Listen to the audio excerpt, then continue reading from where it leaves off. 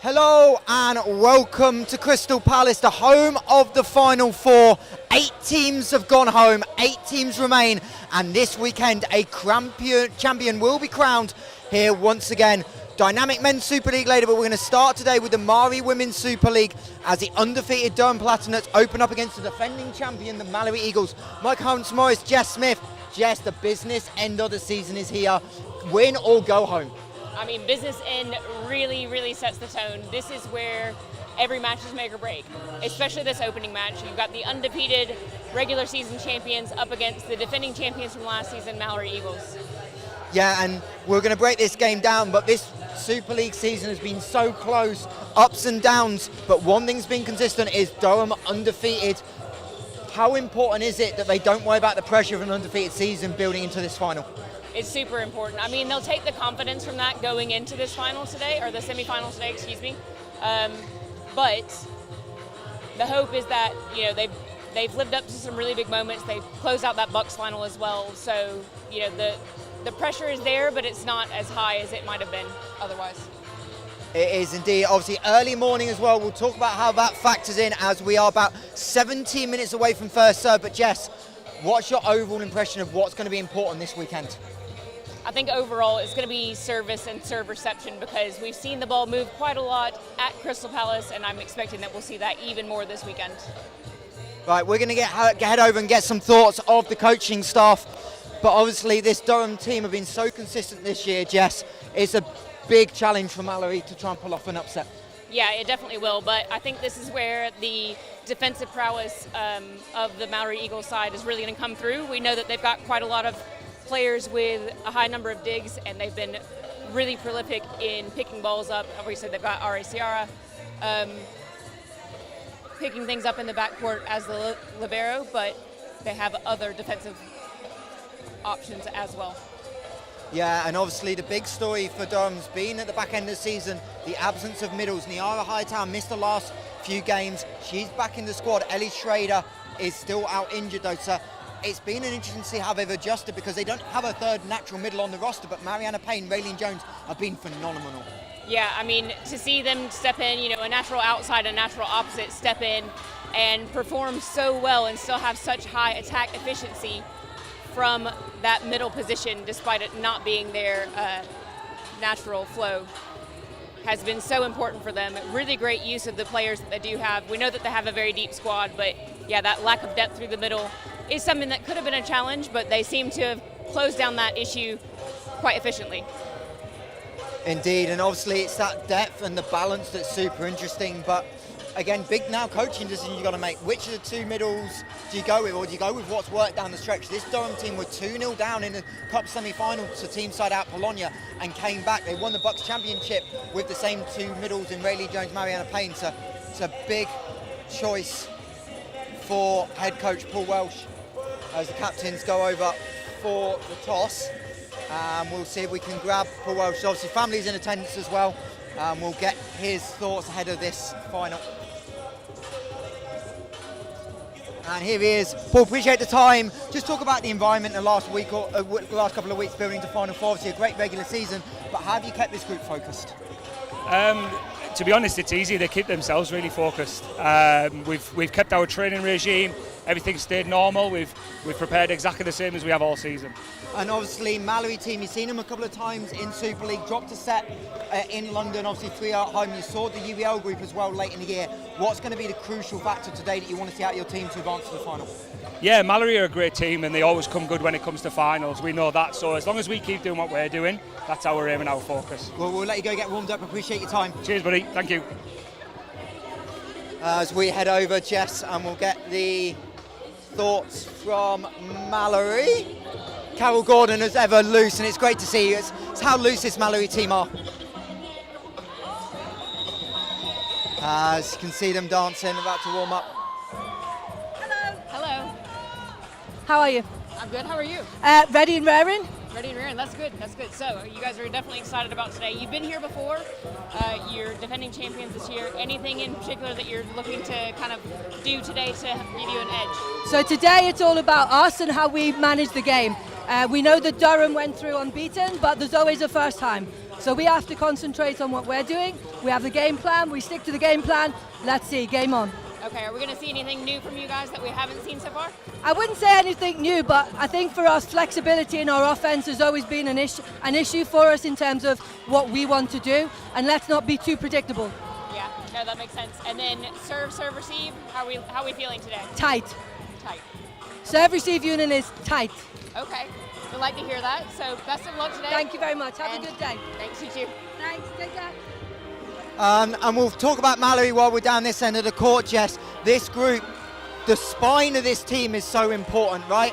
They've been here, done it before. Jojo Cruz, Ari Sierra, Jaden Scott, and then Chloe Allen leading the way. How important is it that they can part the regular season? They've got the experience in this building. They know what it takes to win championships. I think it's huge because we know that Durham have never been here. They've never played at Crystal Palace. It's a big venue. They struggled at opening weekend at Loughborough. Again, another early-ish morning match. So we'll have to see whether or not that plays into things. But I think the confidence of knowing that they've been here and they know how to close out a championship is going to be a big boost of confidence for them. And this game is super interesting. We'll talk about it. I know you will more on the broadcast, but the depth of both teams. Malory 3 setting options in particular, hitting options. But the issue of this Malory team is who can kill the ball consistently outside of Chloe Allen. Claire Kellum's been inconsistent, error rate high, but they've not found that true second outside. How important is that if they need to pull off this victory? It's hugely important, and actually Carol just mentioned that as well. About the fact that they have had some issues closing things out from their attacking options. So she said that they've got a clear game plan. They want to focus on themselves today. And I think we'll see that. We'll see them come up with some creative options, and we might see some things that they've been working on over the last couple of weeks in preparation for this match. And we know, you talked to Carol, Jefferson, Williams, Ian Legrand, one of the big decisions they've got as well is the setting options. Gabby Nabrega's played a lot in that position. But late in the year, Emily Feller's come in, and Emily's a very different type of setter. She's way more aggressive, trying to find opportunities to get the ball over for setter kills. How important is that Emily can potentially, if she gets to start, can come in and dictate the rhythm and be another scoring threat on the floor? I think it's going to be really important because what it'll do, if nothing else, is it'll spread out the block on the Durham side, which we know has been one of their strengths this season. So anything that Malory can do to give their hitters a better chance of getting like a gap in the block or a late block, will give them a better opportunity to put the ball away. Indeed, and obviously we'll flip over the other side of the court. We've talked about them a bunch already. The defending undefeated regular season champions, not the playoff champions though. What's impressed you the most about Durham this year?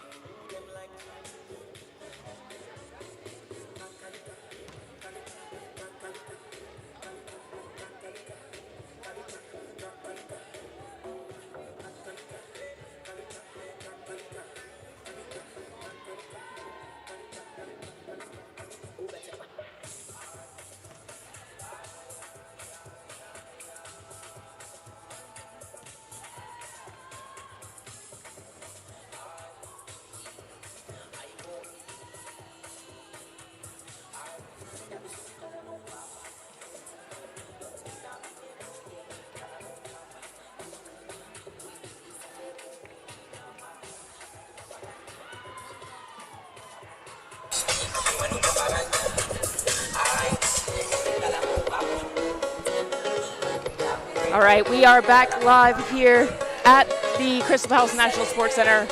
We do apologize for the slight disruption to the stream this morning.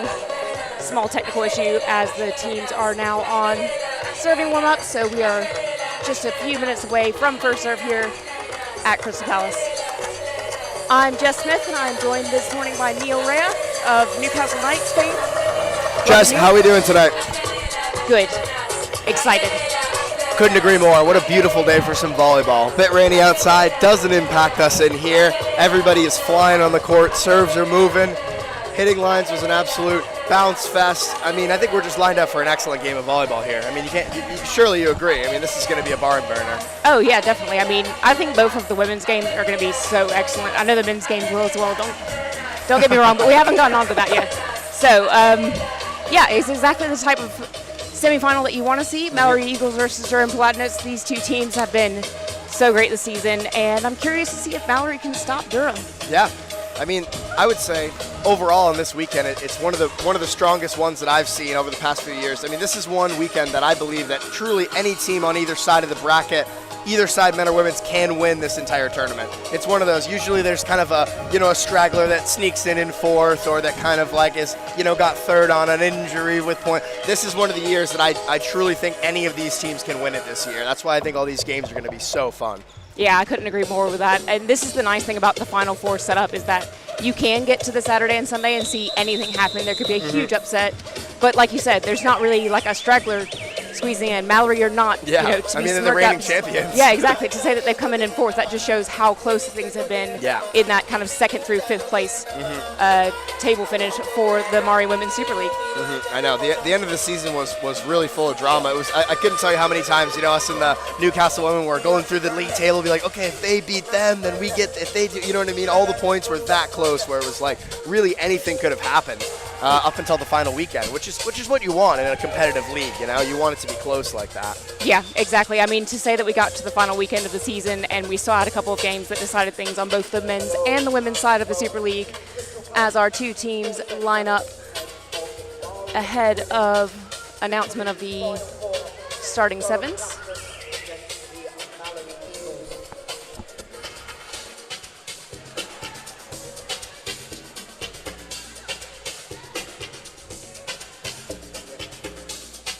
So, Neil, from your perspective between these two teams, because I've chatted a little bit about this down on the court, but what do you think it is that's going to be, the key area of focus for both Malory and Durham today? It's a great question. I mean, obviously, Durham have dominated the Super League and Bucks all throughout the entire year, so we know what they can do. I think this game is really going to come down to what Malory can do on their side. I think Durham's one of those teams that there's a lot you can throw at them. You're not really going to slow them down. I think that Malory has to keep their game on their side of the net today, because obviously they have the talent and they have the players to play with this team. It's just execution, So I think if Malory can keep the pass in, keep the middle active early, and then distribute throughout the rest of the game to their strong pin hitters, I think that this game could easily go 5, it could go 3, it could go 4 in either direction. But I think it's all going to depend on how Malory can handle kind of the Durham attack. Yeah, I mean, we've seen Malory have 3 players with more than 115 digs this season, which is massive. And speaking of which, I think our poll is now live on the YouTube stream, so do vote for who you think is going to win this match, if it's going to be Durham or if it's going to be Malory, as we're now going to have the starting sevens announced for each team. So first to the court to get the finals underway, the defending champions, the Malory Eagles. They're going to be led out by their captain, number 4, Chloe Allen. Right, so starting with the Malory Eagles lineup, they're led by their captain, number 4, Chloe Allen, through the outside, followed by number 6, Jaden Scott, through the middle, number 8, Emily Feller, as their starting setter today, number 11, Claire Kellum, through the opposite, number 12, JoJo Cruz, which is an interesting start because she hasn't started a whole lot at the back end of the season, followed by Oyerani Verere through the middle, number 16, and of course we have Ari Sierra as the starting lib, number 3, who is absolutely smashed it this season, which unsurprising because Ari's like, a foot above. And then our undefeated number 1 seed, the Durham Palatinates women, and they are led out by their captain, number 18, Elisa Ruffin, through the outside. Then we have Niara Hightower, who makes her return debut here at Final Fours, through the middle. Number 5, unstoppable through the opposite, Chloe Thomas. Number 19, Elena Bullimer, as our hands for this opening set. Then followed by number 22, Kiala Jefferson, through the outside. And number 17, Raylene Jones, who is going to play middle today as Ellie Schrader is still out. And I've seen her through the double sub multiple times. Yes, definitely. And then our starting lib for the Durham Palatinates is True McCullough, number 2.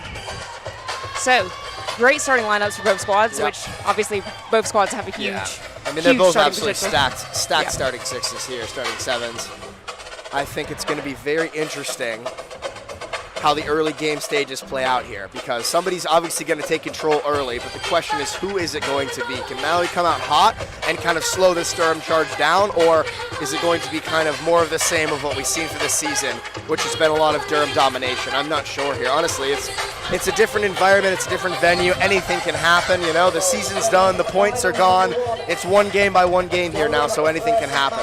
Yeah, we are truly starting from a level set position here between these two squads. Durham have never played in Crystal Palace. Malory obviously closed things out here last season, so it'll be interesting to see if that plays into things. Yeah, I mean, it's a difficult hall to play in. The high ceilings, much different than the Durham home gym and a lot of the gyms across the country. Like, there's a lot more service space in the back row area. I mean, it's a totally different environment to come into. So it's one of those things where, you know, you may expect to see some teams try to get comfortable, but if anybody's going to do it immediately, it would be Durham.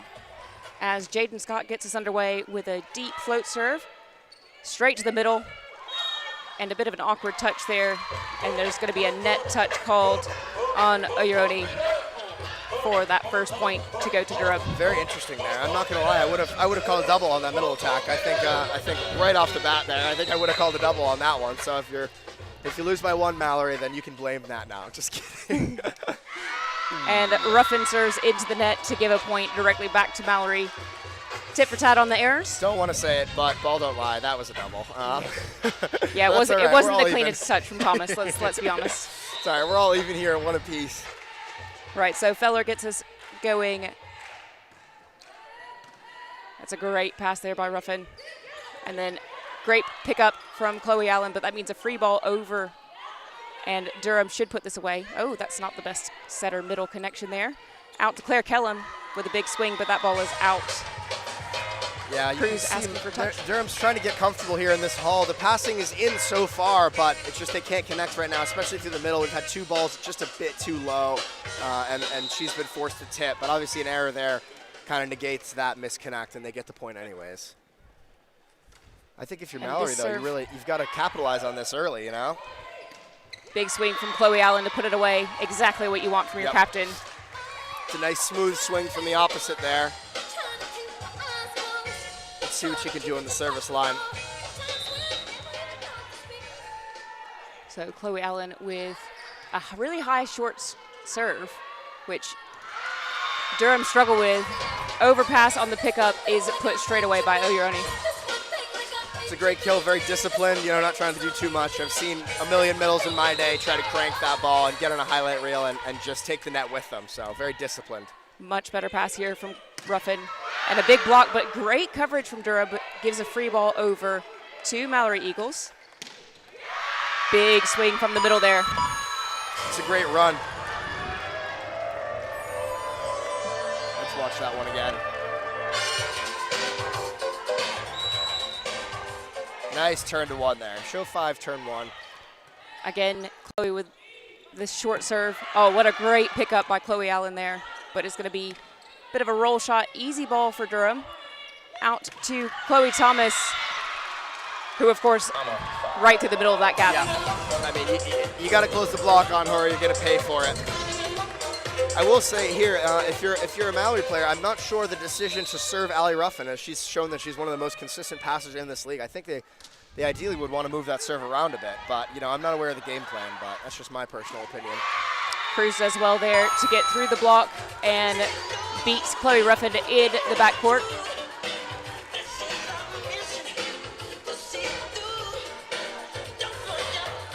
Claire Kellum, so eager to serve, she almost went out of rotation there.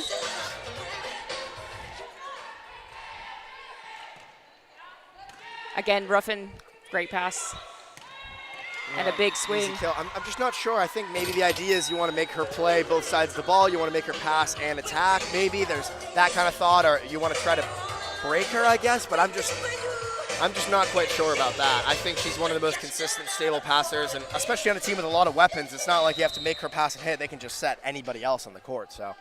Yeah, but if you're not serving one of the outsides, who else are you serving on that's true, on the Durham I suppose. side? Big swing there from Jaden Scott.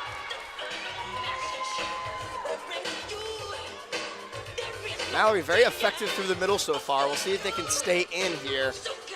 I mean, the pass has been excellent, and they've been running in transition as well. So I think if Malory can do that, this set will remain close, but they've got to make sure they stay in system here.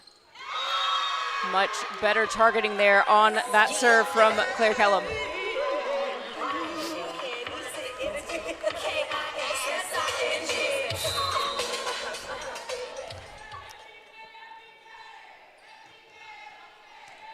But that's a better pass this time from Durham, but limited options. Smart call there from Feller. Oh, what a pickup on the coverage from MAAREE. Goes straight to the middle, and that reaction just out of reach. I mean, it's a nice run. I think what both teams are here, neither team trying to do too much here so far, which is, I think it's good. They both playing very smooth right now, trying to kind of warm into the game. Raylene Jones with a very flat serve, so it goes out to Cruz. That pickup is well out of system. Ruffin does well to get an easy topspin swing. And that ball just wide from Claire Kellum. That's a tough miss. It was right next to the line there. You could see a bit of kind of confusion on the look of the Malory faces there, as it did look like it was kind of turning towards the corner, but just wide there. Nothing's getting by our liners today. Just a reminder to the Durham bench that they have to stay in that warm-up zone that's taped off down at the side. It's just out of the view of the camera. And well left there by Chloe Allen as Raylene Jones serves that ball just well.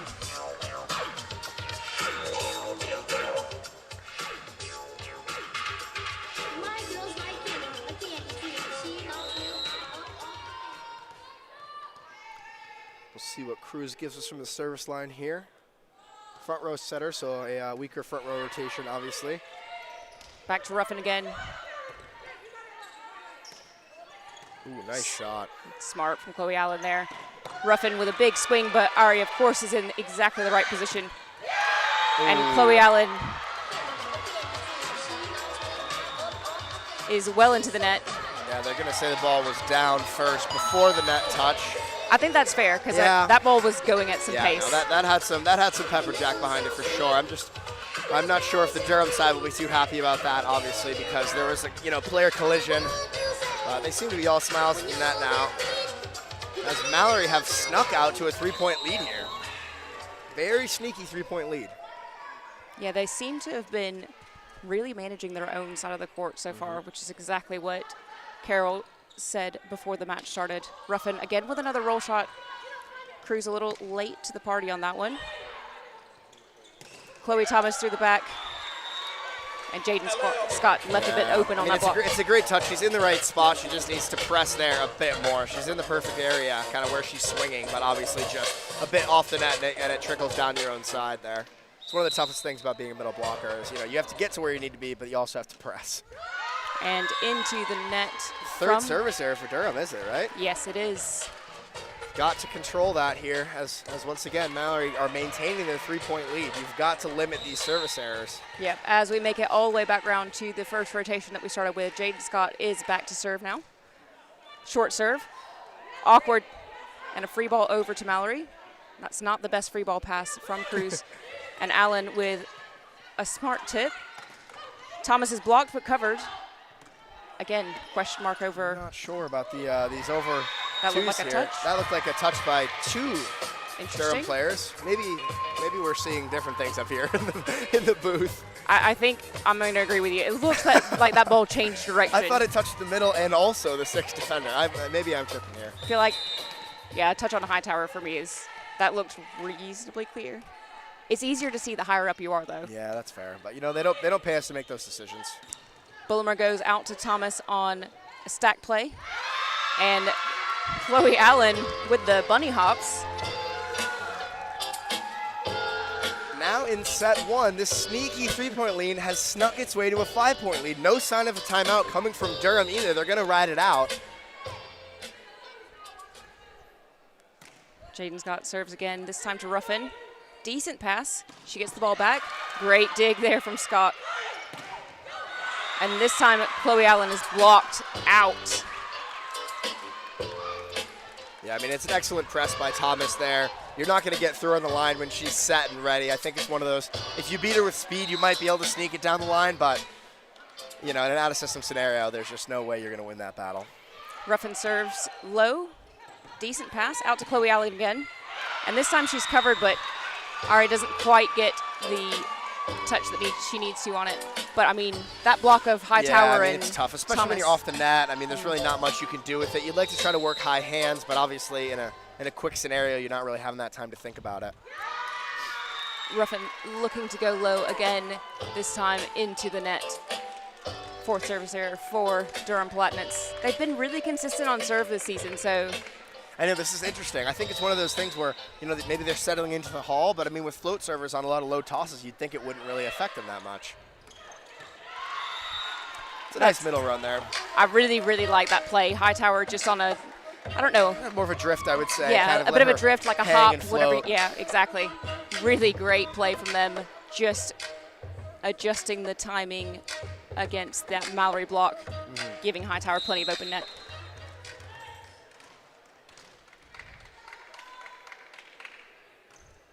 Hightower serve is well handled by Ari. And this time, Chloe Allen does not make any mistakes. 2 for 2 through 2 there for Chloe Allen. Been very successful in that row. It's an excellent set of, you know, flow reversal from our setter here to kind of get the block away. That was masterfully done. A call out is ignored, and interesting play there by Chloe Allen. Well up close to that 3-meter line. She dove in there. She wanted it. You see Durham going to go with the double sub here as they got kind of stuck in that rotation last round here. So you want to try to get through it and get your opposite back front court. I like that play. I think it was definitely where they struggled last rotation round. So I think that's the right decision here. Yeah. I would also say that Hayes is one of the better second setters in the entire league. I think she would start for a majority of the Super League teams.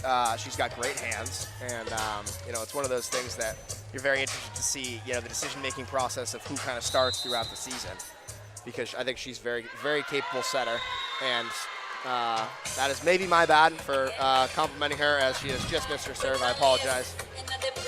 Tough to come on in a new hole and have a serve. But I like the aggressive nature of what they're trying to do from the service line. I mean, it's hot in here as well. These balls are floating like crazy. Yeah. And mishandled by Ruffin this time as Izzy Decker takes her first swing of this match. Out to Claire Kellum. And Hayes is caught a bit out of position. Ruffin over the advertising board, but looks okay. Oh, what a great pickup there from McCullough. Izzy Decker again. Can Malory chase that down? No. It's an excellent hustle there from the Palatinates.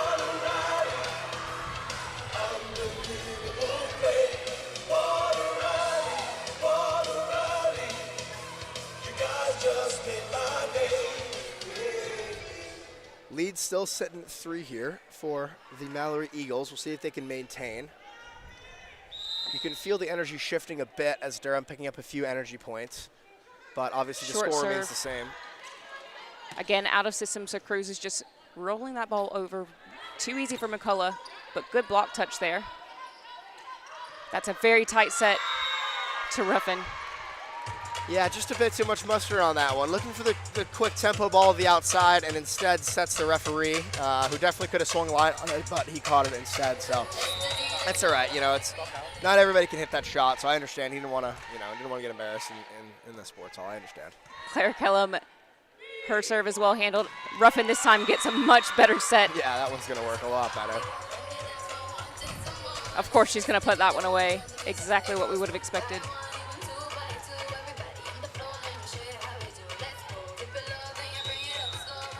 As Raylene Jones is up to the service line now. To Claire Kellum in backcourt, who has an open net, and that ball is called long. I think that's a big thing to notice here is that Malory is leading this set with Claire Kellum, I would say, hitting most likely negatives, maybe in the low hundreds, which I would say one of their best offensive players. So you got to hope if you're Durham that you can't drop the one set that their opposite can't even find the court. I think it's one of those things you have to take advantage of these things when they happen. So, I mean, if Malory steal this set and then Claire Kellum gets hot, I mean, it's going to be even harder to beat them. So, I think it's one of those you have to really be aware of kind of situations and taking advantage of them. Short serve working very well right now. Decker is defended, and that's got to be a double. Yeah, we're waiting for that one to be called. I mean, it's been relatively lenient, but that was a you can't let that one go. No, as the reversal of that double substitution is now going to happen. I think if you're Durham here, this is the time that we push now to kind of even this game out. You've got your double sub back in, setter's on the line. If you're gonna go, you got to go now. You know, this game is getting to the end points here of the set. That's a decent pass there from Aria, and Nice what cover. a cover! Chloe Allen does well to use that block. Out of system to Chloe Thomas, and Got to pick those up if you're Malory trying to take a set against the #1 team here. You've got to pick those up. Thomas is not tipping often, and when she does, it must be covered, because when she doesn't tip, you have a very low chance of getting it up. yeah, definitely agree with that. It's huge for them. I mean, it wasn't even like the hardest to pick up tip. It was, not in front of the 3-meter line. It took It's right in the campfire, Yeah. and somebody's got to get around there, get warm, pick that tip up. Especially in a tight game here. I mean, we're sitting at 16-17 the first set. I think a lot of people assumed that Durham would kind of roll through this game, but Malory are putting up much more of a challenge here. But I think you have to be worried if you're Malory that Durham's settling into the sports hall and kind of getting comfortable with the temperature and the environment. And I think that is a serious problem if you're Malory. You've got to kind of put your foot in the gas here before they get settled in. Yeah, completely agree with that. This is their opportunity to close out set #1. They already let their gap slip to only 1 point, so yeah. Have to buckle down as Bullimer serves straight at JoJo Cruz. Again to Chloe Allen. Bullimer does well to stay out of the net there, but this time the net touch is called on Allie Ruffin. Yeah, I think we may have missed an under as well in the center there. She had her foot kind of right by the middle blocker's territory there, under on the other side. To me, I don't think she fully crossed the line, but Yeah, I do think she touched the know. bottom I mean, of the net. It's one of those ones, it's a judgment call. I don't know. I might have called it. And that's why you're not a referee. That's true. I never should be. I always get the calls wrong. Huge slide from Hightower. I really like this stack play that Durham run, where Hightower goes out for a slide and Chloe Thomas comes into the middle. Beautiful Totally agree. play. If you're a blocker, it's whatever choice you make's the wrong choice. Oh, yeah. As Ruffin goes to serve, and that's a shanked pass That's tough. from JoJo Cruz. First ace of set #1 here.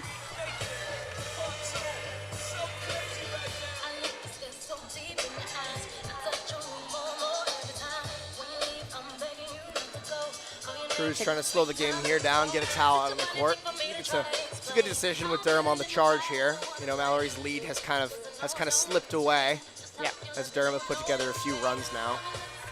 I think Malory, if you're Malory, you have to be happy here that you're at 18-18, and you got to hope that you can trade points and just make a push in the final set. I think it's one of those things you have to be happy with where you are, regardless of your lead.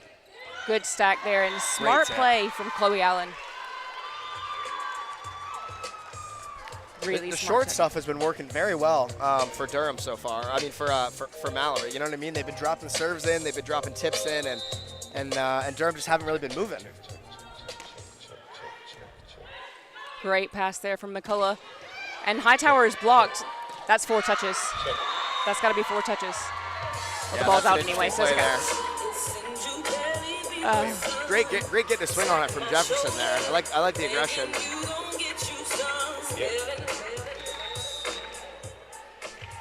Yeah, really smart there, but I do think that was 4 touches because I'm sure that came off of Thomas's head. I'm not sure about that. And another huge stuff in the middle. And just like that, the 3-point lead has reappeared. Some celebrations from the Malory bench. Now we've got the first timeout for the Durham Palatinates They're women. going to talk it over. Yep. I think this is more like a momentum stifler than anything else. there's not a whole lot that needs to change on either side of the net right now. Yeah. To the Crystal Palace National Sports Centre for this year's Volleyball England Final Four. I mean, I think if you're every team in the league right now, or especially if you're Malory and Newcastle Knights, you know, gearing up to hopefully play them in the gold medal game, whichever team. If you're going to play Durham, you've got to recognize what Malory's doing with this short balls. It's really working against this team. And, you know, Malory could find their way back in the gold medal match for 2 years straight. Yeah, but is this working because it's an early-ish morning match and Durham struggled with That's this a good opening weekend as question. well? They Or did. is it something else? Is it genuinely working? It's a good question. I'm not sure. I mean, so far it seems as though it's working. It seems to be a kind of a hole in this defensive front, but Feller serves at Jefferson this time, so out of system to Chloe Thomas. Smart push tip.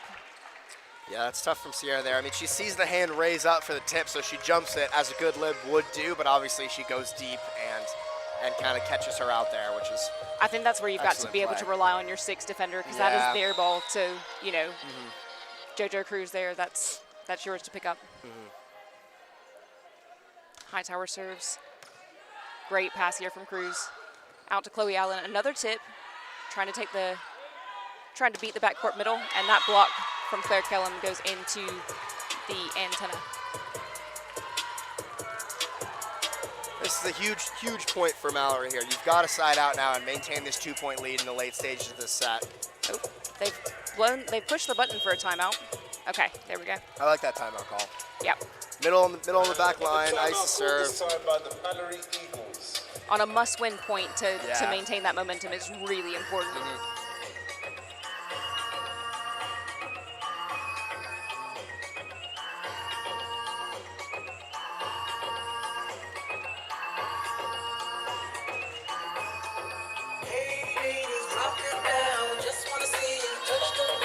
Malory taking full advantage of that 30 seconds that they get.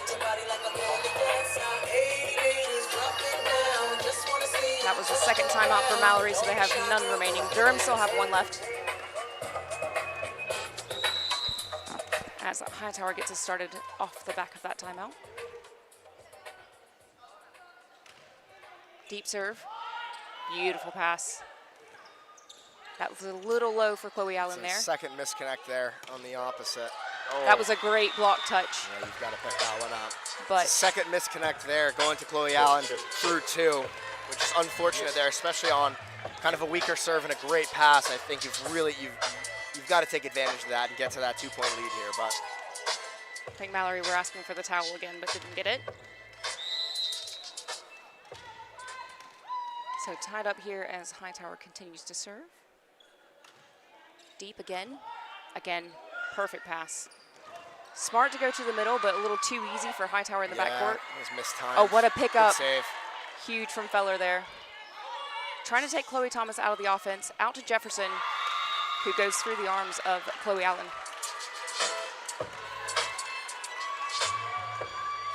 Great middle defense in the backcourt Yeah. there. Yeah, I mean, she's done what she's been asked for. You know, a couple easy tips she's had to pick up, and she's done it. I think it was some good free ball sent over, trying to take out Thomas the opposite, but obviously when you've got Jefferson on the outside, it doesn't really matter if the opposite's out, still gonna get a kill. As we have Shishko in for JoJo Cruz. And of course, she's targeted to start with. Claire Kellum tries to take that one off her. Yeah, I mean, this is a very unfortunate turn of events here for Malory, with kind of a not really that difficult of a serve here. Like it's been placed very well, but it's one of those, they've had great passes throughout this run, but they still have yet to score out here now. They've gone from 19-21 up to 23-21 down. And this time Ari's pass is not the best. Claire Kellum has blocked coverage, but nobody can get to it.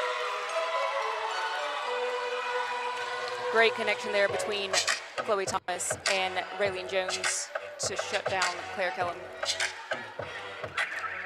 So set point here for Durham Palatinates as McKenna McCool makes her entrance onto the court for Claire Kellum. Yep, that's LaSalle's finest right there. Played at a school in my conference back in America. Very talented player. Good call from the bench of in. And again, too deep, too short. Sorry. And the Durham Palatinates For takes Chloe set Allen. number 1. Very, very tough turn of events there for Malory. Excellent job for Durham, just executing consistently. And they weren't trying to do too much, just putting serves in, playing block defense. They did an excellent job kind of just maintaining their energy throughout that set and just kind of finishing it out. Malory there, I mean, getting stuck in that rotation here. What is that, 7-point run or 6-point run for Durham there at the end? I mean, if you're Malory, you can't let that happen if you want to go farther here at the Final Four. Yeah, 7 points to close that out, including 4 blocks, an ace. Sorry, 4 kills, an ace, and a block. Yeah. Plus the 1 error to close things out. They need to figure out a way, either swap out the setters. You know, we talked about Malory having 3 setting options, or, you know, just have Chloe Allen and Feller chat with each other about what they need to do. You've got to do something there, because it's not like the pass wasn't in. The pass was in. They just couldn't side out. I think if you're Malory, you really want that setback. You know, that's one you don't like to drop. Yeah, I mean, on the Malory side, they looked like they were in a good position most of the way through that first set. So if you're Carol Gordon, who's speaking to the team right now, what are you saying to them? I mean, I don't know. It's one of those things you have to just reset. Obviously, it's unfortunate how that set played out, but there's nothing you can do to change it now. You know, you can't go back to 1921 and continue to maintain your lead. The set's over. You have to move on. You have to focus on what worked throughout the set, and you have to really focus on changing what didn't work. Yeah, I mean, how different would that set have gone had Durham Palatinates not had 5 service errors? Yeah, I mean, that's a great question. It's one of those things you want to take advantage of those mistakes early. A new team settling into a new hall, you want to take advantage of those mistakes. And, I mean, Malory just did not capitalize. So I think it's one of those ones you're really going to want that one back if you're Malory, but you've got to move forward now. So quick roundup, we've got Chloe Thomas leading the way on points at the moment with 10. Chloe Allen following up closely with 10.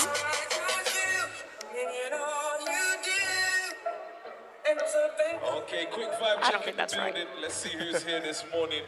If you're in the building supporting Excel the has- Durham Palatinates, make some noise to the Durham Excel Palatinates. has beat me today. And if you're in here supporting the Malory Eagles, make some noise.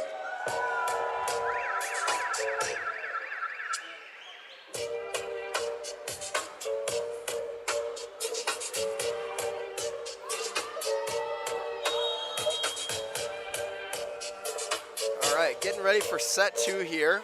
Looking like Durham's going to come out with the same lineup. We'll see if there are any changes on the Malory side. Don't think so. Obviously, they did have success throughout that set. It was just the ending kind of stages that they really just couldn't close it out.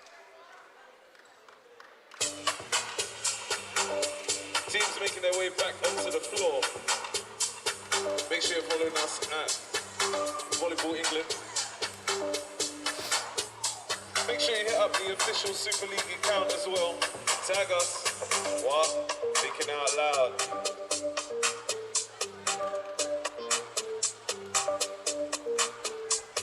Are you here?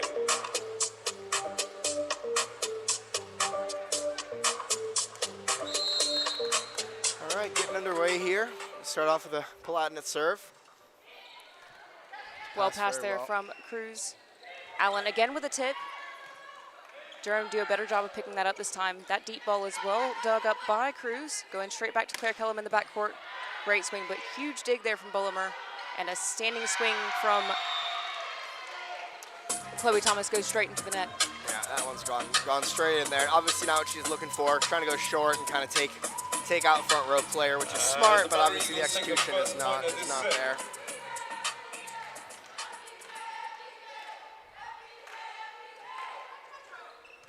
Nice pass there from Durham. We're gonna run the slide. Slide, oh, great dig there from Claire Kellum. Out to Chloe Allen, well dug from McCullough. Smart tip, but well read from Malory, although a bit of confusion with 2 players going for that, meaning that Chloe Allen was out of the offense. Good dig again. Chloe Thomas with some power this time. How did McCullough get her arm out to touch that ball? It's a good block touch. You know, they're very efficient there. Ooh, and can't quite be saved. What a Point, swing. Malory Eagles. Yeah, it's a great rally. from both sides there. Excellent defense from Durham. I think that's one of their strong suits, and obviously can get overshadowed by their excellent offensive players. That's the digs and the defense is, I think, one of their strong suits as a team. Yeah, it definitely is. It's something that we talked about in the pregame. Yeah, I think that's one of the reasons Malory's had some Great success pass. short, because they dig deep so well. Oh, that was a good piece of defense there from Ruffin. Point, Malory. Like when you swing deep corners and get block touches, they're digging everything, but these short balls have given them a bit of trouble here.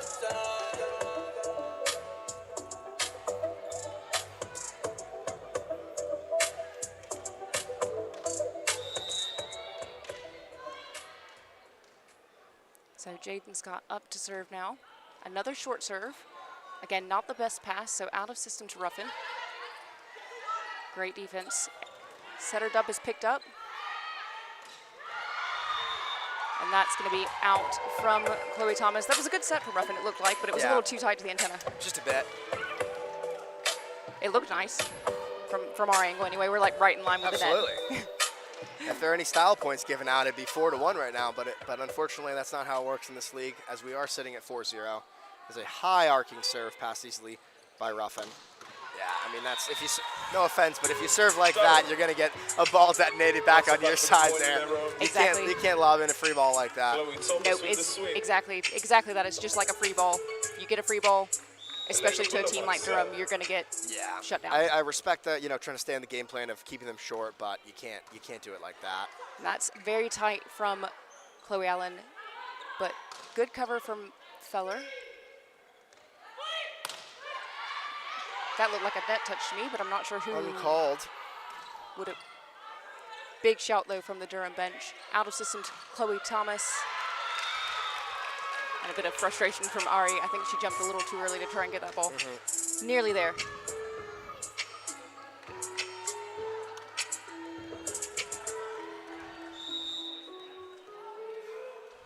Durham just kind of shrinking this Malory lead here. Ruffin trying to go on a run. Nice slow reversal there. I like this.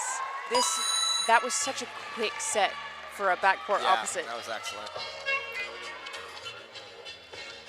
I mean, it's a good run there. You got to get Claire Kelton going if you want to be in this game. She's one of their best offensive players, and she's got to be firing if Malory want a chance to win this. And that one is out from Feller.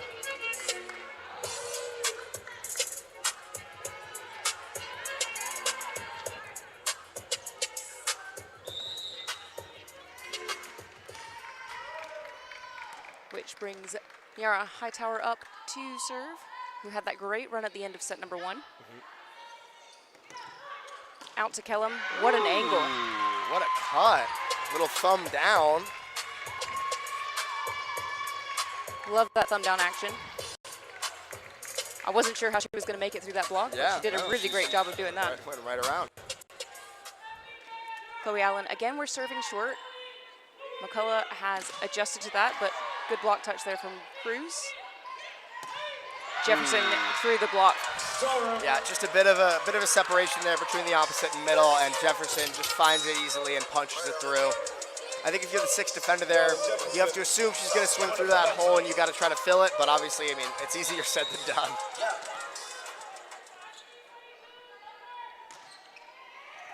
Chloe Thomas's serve is handled, and Claire Kellum is blocked but covered, so she pushes a deep ball on the next one.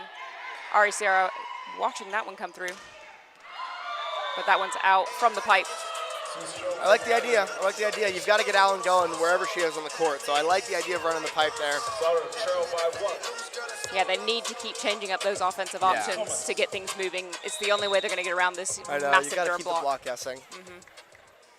At least establish other options exist, make them think about it.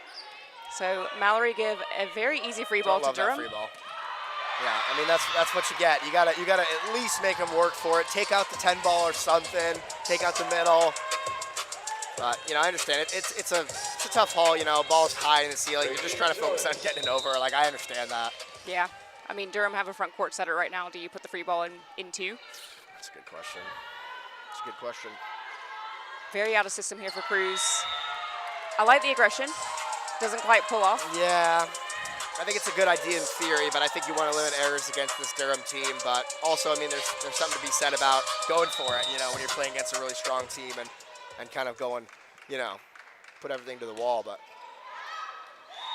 that one's going to be another error there. Is that the first Durham service error we've seen this set? A second, maybe? Yeah, so Second. much better job so far from the Palatinates of managing their own errors Oh, on sorry. their side. I do apologize. The other service errors from Malory this time, Okay, so there's fair one enough. each. Yes, Yeah. okay. I almost thought that we were going to have another one. Missed touch there. So this is going to be another free ball. McCullough does well to step in and get that one. Oh, what a block there from Jaden Scott.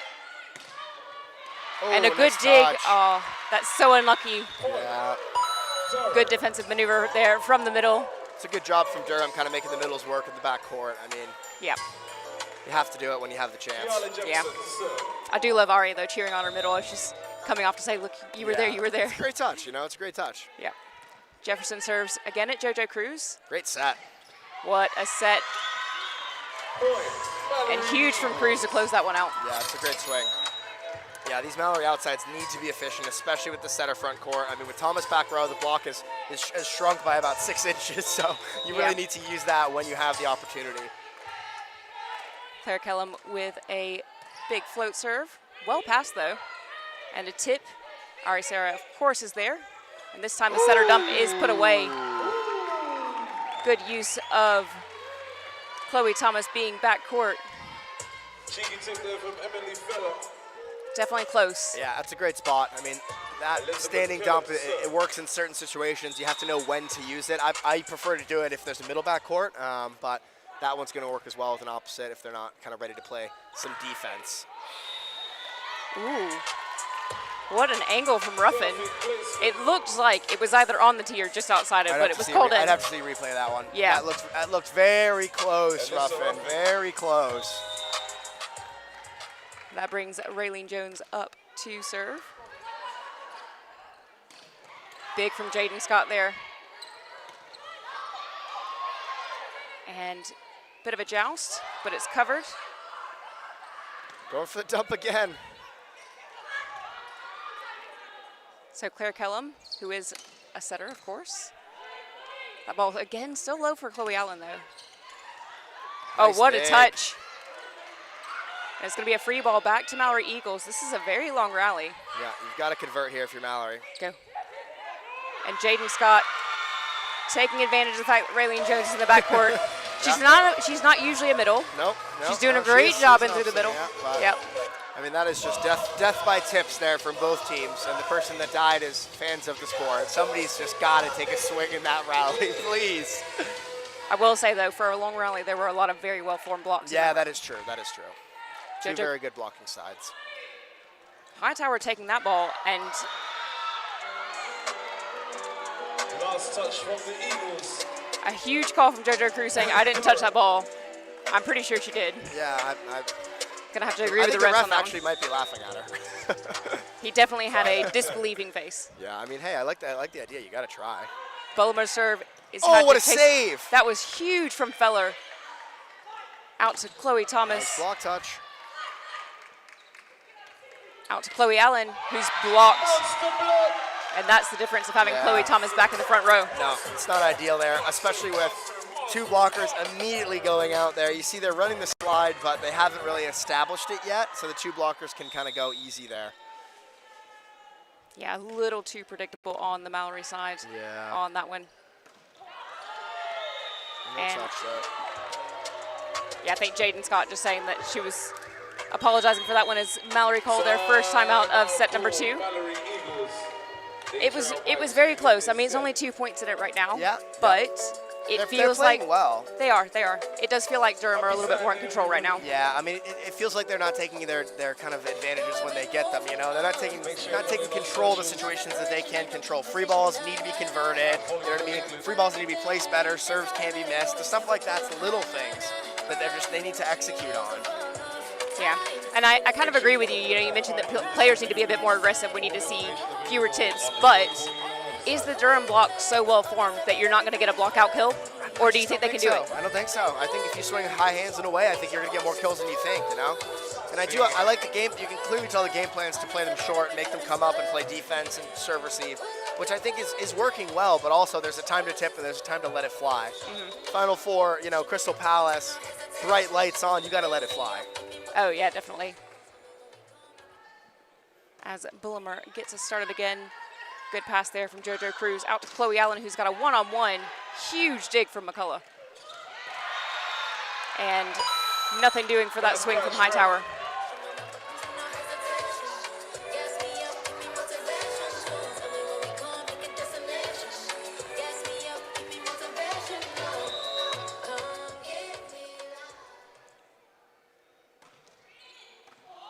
Again, targeting JoJo Cruz, and immediately Jeff goes to the bench. Yeah, I mean, that's tough. You just get caught high by the float.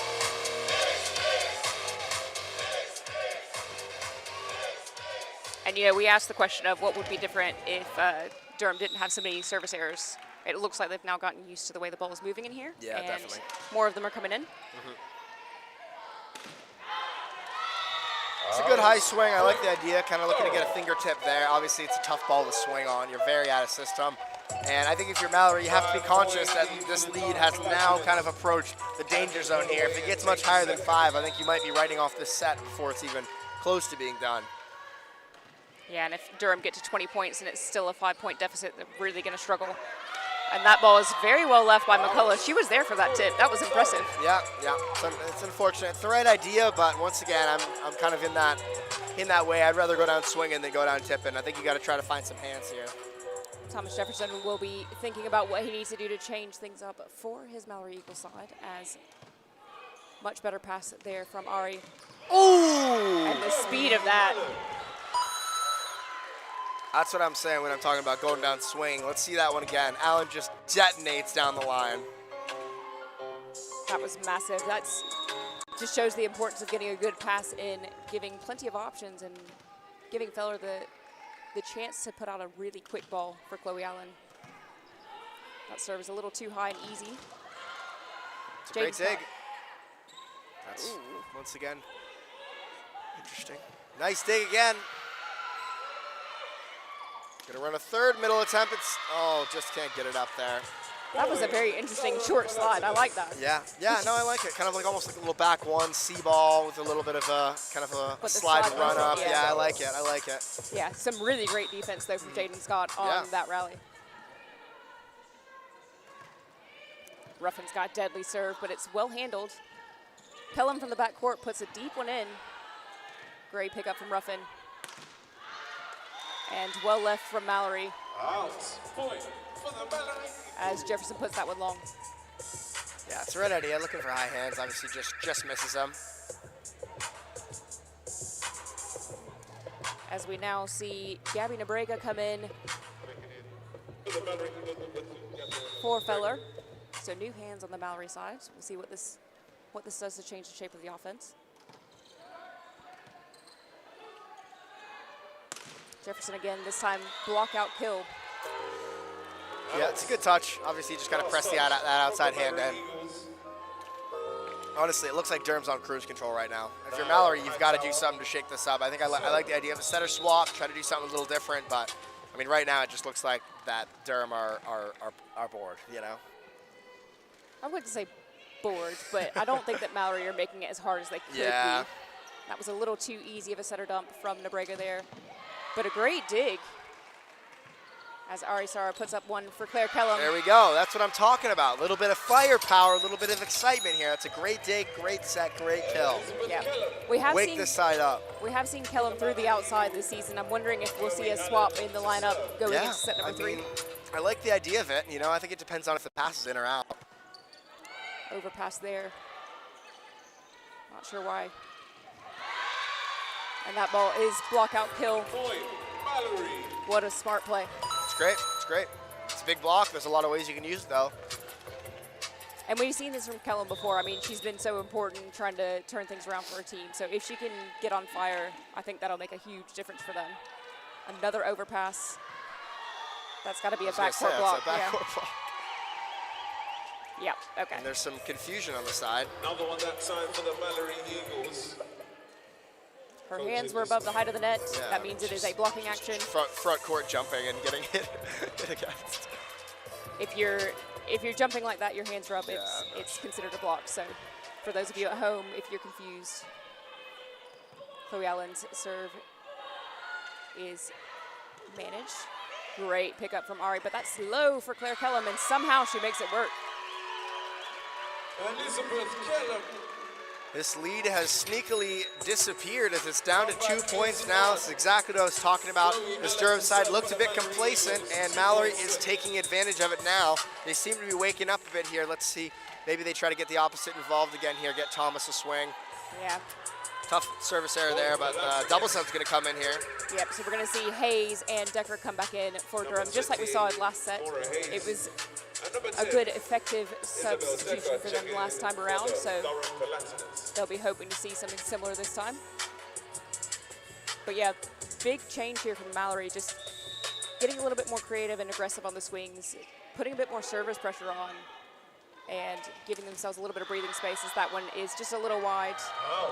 Yeah, just off the antenna. It's a good swing though. High line shot, you know, find the deep corner, but just finds the antenna. McCool trying to kind of worm herself into this game. Obviously, she's been subbed on both sets. Hasn't really been able to get into a rhythm, hasn't gotten a lot of volume. Great pass there from Allen. McCool with another chance. Well covered. Out to Claire Kellum. That's a great dig from Ruffin. And Jefferson has an open net. It's that speed that they run here when this double sub comes in. You know, it's one of those ones I'm almost wondering why it's not kind of the norm of what they run in their offense the whole time. Obviously, the block's always late.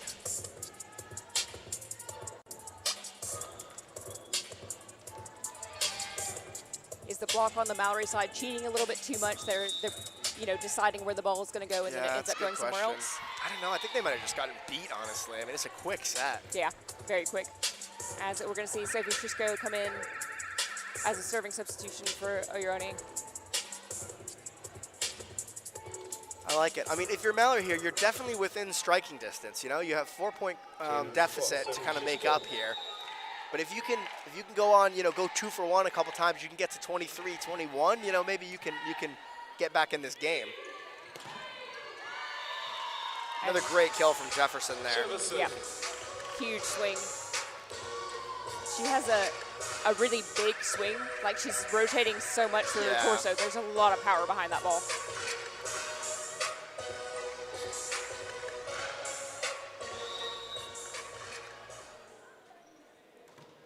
Jefferson serve. Great pass. Beautiful.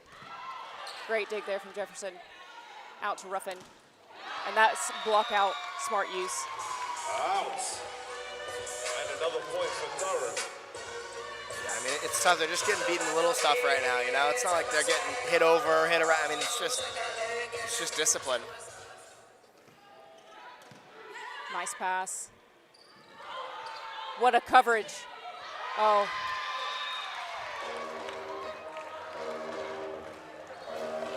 And that brings up set point number 2 for Durham as Jefferson's up. I mean, Ari did so great to get up there and cover that ball, but then nobody's there to cover off. I mean, Raylene Jones, all credit to her for deciding to get up there and attack that one. Yeah, it's a great swing. It's a good pass from Chloe Allen, Claire Kellum. Jefferson from the backcourt puts that one long to keep Malory in it. 1 set point saved. First pipe run we've seen from Durham so far.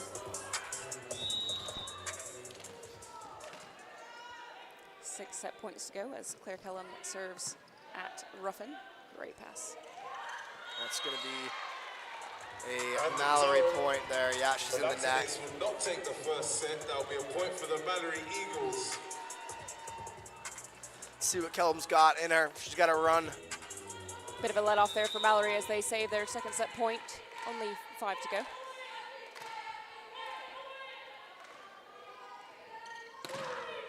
And that one is in. Point, Malory It's a great block. Just finds the line.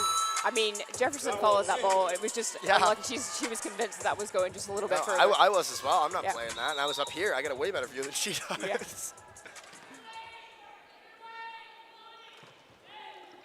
Another good float, overpass. Oh, what a dig. Great set. Beautiful dig again. And that pipe gets Hayes out. So Ruffin off the net. Exactly the type of dig that you'd expect. Jaden Scott does well to get an angle on that ball. Nice dig. What a dig, yes. Kellum adjusts. Got out of system again. Ruffin. Nice dig. McKenna McCool. They're chasing it down, but it's going to be a free ball back to Malory. Got to convert here if you're the Eagles. McKenna McCool again. Great block touch. Nice dig from Allen there. Amazing. And this is a free ball back to Durham. Oh, she's under there. No, I think she's still You touching don't the think- line. you think so? Yep. Ooh, nice Huge save. from Allen in the pipe, but a great dig again from Durham. It's a great rally we got brewing here. McKella, Huge kill. massive, somehow left with an open net for Claire Kellum from the backcourt. Massive, massive rally here. Great kill. Just finding that 5-6 seam. And they force a timeout. See, this is, if you're Malory, this is great here. Obviously, even if you don't win the set, you've still kind of stolen some momentum back, which is huge. Especially in those when you're down, you know, they were down, what, 17-24 or something? You can't leave the set without a little bit of momentum for the next one. So Oh yeah, definitely. this is a huge, huge move for the Eagles. Winning a long rally like that, even with a timeout. Actually, Malory might be grateful for the timeout because everybody's probably breathing a little Absolutely. heavy right now. It doesn't look like a long amount of time when you're watching, but if Yeah. you've ever played volleyball, you know any rally that's over like 15 seconds. Feels is like a- years. Yeah, it's ages. So Durham still have set point right now. It's 24-21, but Malory looking to close things down and keep themselves in this semifinal match. As it looks like we're gonna have a substitution coming in with Feller swapping back for Nebrega, which I'm slightly surprised by. I mean, I thought she was playing pretty well, honestly. I thought she was as well. Really great connections with her hitters. But I mean, it could have been one of those things where, you know, they need to get a few points back and they want to get their kind of starter back in flow. I understand that. Like, could be different reasons for that sub. That's not the best pass from Jefferson, so Ruffin's well out of system here. Roll shots handled by Kellum. McCool swings, takes the advantage off of that block touch. Momentum still building here for the Eagles. This is going to be massive because, like you said, even if they don't win this set, it's Yep. going to really boost them going into set number 3.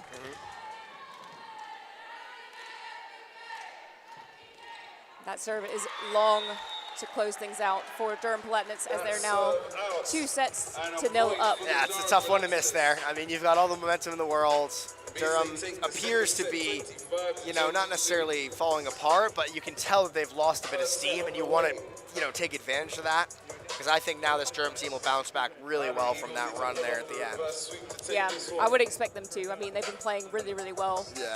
Malory have been playing well as well, but they've just had a couple of, like, issues. Either service reception's not been great, or they're struggling on, you know, tip defense.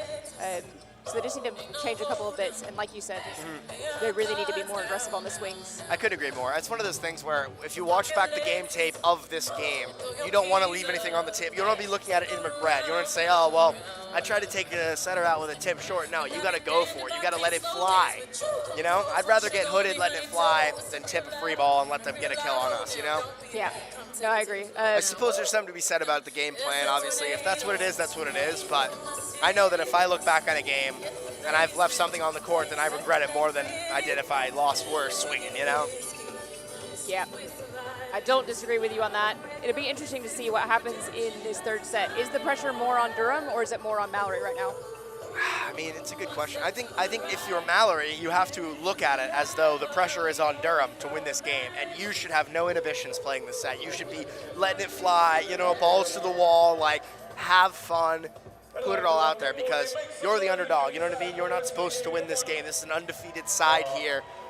But right now they're playing a bit passive, and they're playing like, oh, we're the reigning champions. We're supposed to like nothing is owed to you guys. You know, you're the one who's coming in and trying to upset them. So Yeah, completely agree. You're right. They need to earn it. you have to have the right mindset. You know. Yeah.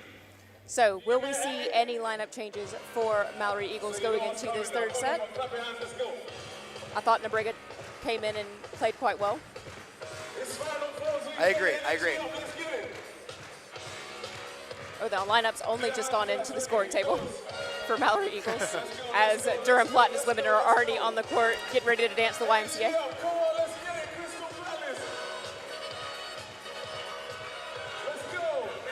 Love to see everybody dancing in the crowd. Gosh, I wish we had a camera on JC up here. He is absolutely giving it to Crystal Palace right now.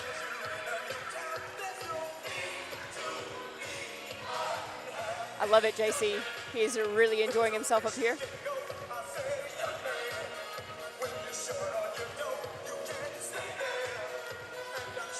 we go, everyone. Make some noise for the Durham Palatinates and the Malory Eagles.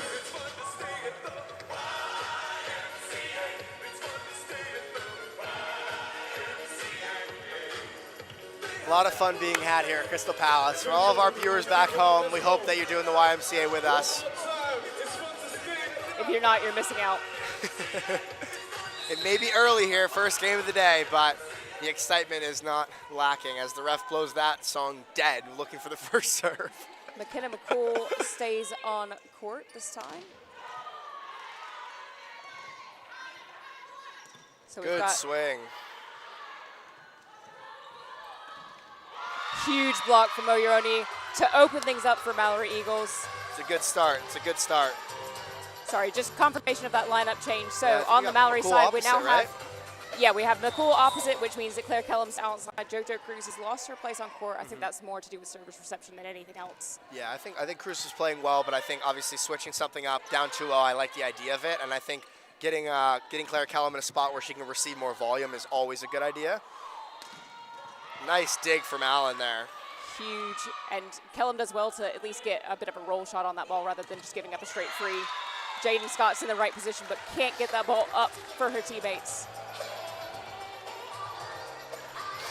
Yeah, Kellum's got to kind of readjust to blocking through 4 now. Obviously, it's a much different motion, so you got to kind of get back into that flow of things, and you'll get beat down the line like that. Yeah, but massive to have players that you can swap around, change things up, make things look different for your opponents. And I think McCool has done well she really has earned her place on court for this set.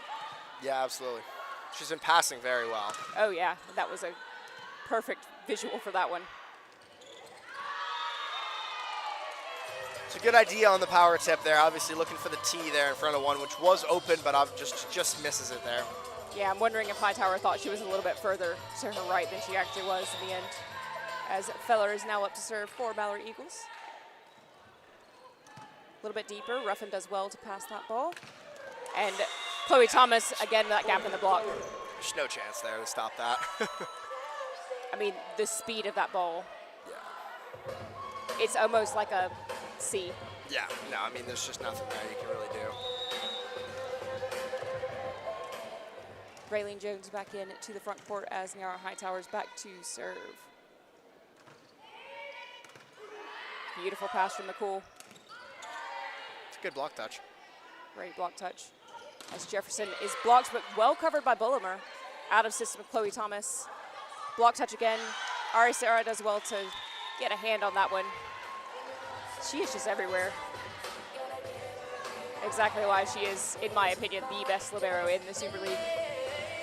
Interesting take. Obviously can't agree with you there, but, you know, that may be for more my own reasons rather than any Malory allegiance. But she has been playing very well. Great passing, great defense. They've been covering, I mean, Malory's been covering really well the entirety of the game. It's just the conversion that they've been struggling with. They haven't been able to get kills off of it, you know? Yeah, it feels like that setter-hitter connection's still not I know, quite it's right. just not totally developed. Great pass there from McCullough. Huge and a bit unfortunate there as Oyeroni didn't make it out to block. So she did well to cover the tip. Chloe Thomas for the Durham Palatinates. As Chloe Thomas goes to serve at 4-3 for Durham. Perfect pass from Ari. And a one-on-one situation gives McKenna McCool the advantage.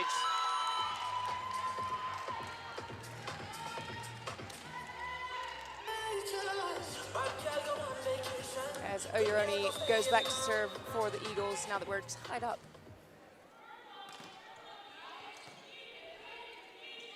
Big Good push from push. Bulmer. Nice set from Kellum there. Good recycle off the block. Great swing from Nicole, but what a touch from Ruffin. And Yeah. Bulmer does well to draw Chloe Allen. I think if you're Malory, I think you got to try to find new ways to score here. Because, I mean, even when they get around the block, they're just being dug, you know? So I think maybe if that's turning up the speed of the offense a bit and trying to find faster shots or trying to find more hands. Because what they're doing right now, I mean, Durham's just basically playing defense until they can run a middle. And then it's just, it's free from there. That C ball is a lucky leave for Malory Eagles. Again, the offensive options that Durham are putting up are just mind-blowing. They always have something different to offer. Nicole is well passed by Jefferson. And Raylene Jones hitting from a more natural opposite position for her. Somehow, I'm going to have to disagree with I that. feel like that was very legal.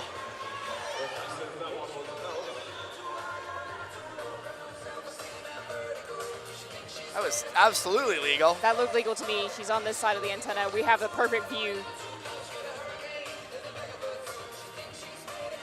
What is the liner gonna do? What is she gonna do?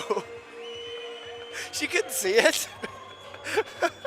I mean, in theory, she What is should be able what to is see she gonna whether or say not right was- now? But I mean, she's there. She's got a good angle to see if it was between the antenna.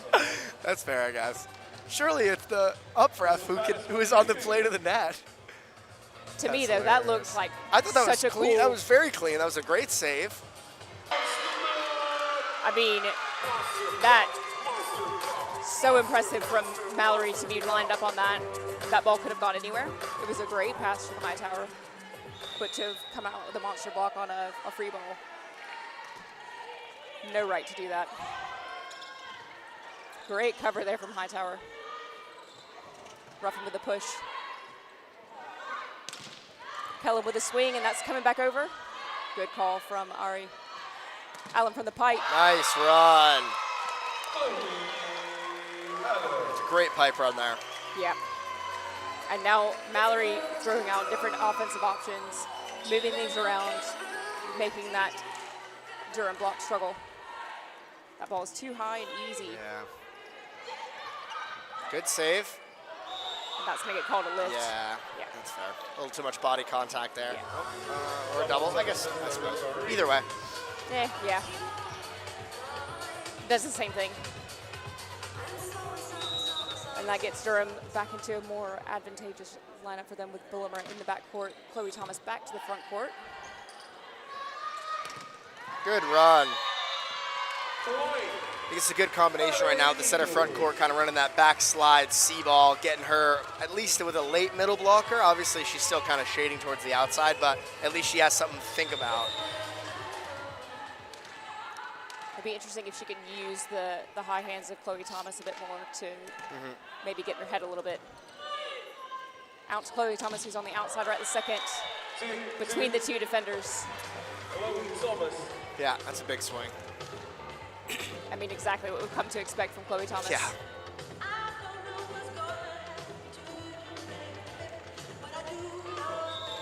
Huge front line for Durham Palatinates right now with Ruffin to serve.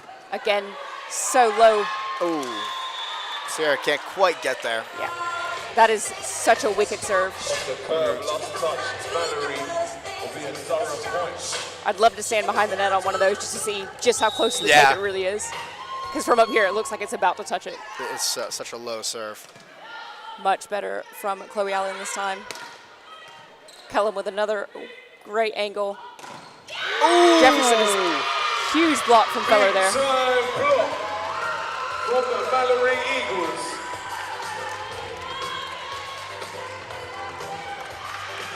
And that brings Yeah, that's McCool stuff. to the front court for Malory Eagles. Jefferson's swing really well picked up by Feller. Great set. Oh, looking for hands. Can't find him. I love the aggression, though. You know, you talk about aggression. I don't know if they're listening to us down there or what, I hope so. but they're definitely being more aggressive this set. I totally agree. And I think it's working really well. I think that combined with kind of an improvement in blocking, so obviously through 4, they've been blocking very well. I think it's kind of why they're much more in this game. To Allen, who has a standing roll shot, so almost a free ball. Should be a double coming over there. Once again, not called. Nice reversal of the flow. Blocked again. Miscommunication, but it comes over. Sierra's going to slow this down. McCool, and that time it is down. Yep. Bit of a scrappy rally. Yeah, love it. I think you can tell that Malory are very aware that they're down 2-0 and their season is on the line here. Obviously, you know, you play another game tomorrow, but, you know, you want to be in the big game tomorrow. So they can tell their season's on the line here, and they need to kind of scrap together a few rallies if they want to have a chance even to kind of go for that gold medal. Great pass for Ruffin on that deep serve. What a touch. Great set. Good defense from the Eagles. Bullimer's out, so Ruffin has to push that ball out to Jefferson. What a swing. Yeah, it's a great set, great swing. Ruffin with these out-of-system sets has been so good. She's got very good hands. She's got good hands. She's keeping them tight enough. All right, we've got the first half of the double sub coming in with Hayes making her way into the front court. Well, I think she's just straight swapped setter for setter here. Oh, yes, she is. Which I think will neutralize the double sub for the game, but obviously not a problem with Thomas being the backcourt opposite. Yep. But tape trickling ace for Chloe Thomas.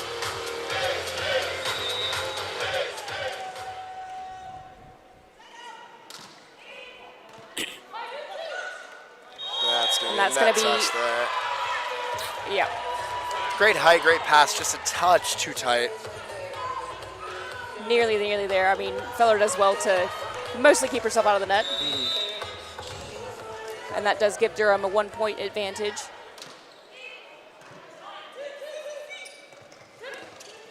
Bit of a miscommunication there on the Malory side.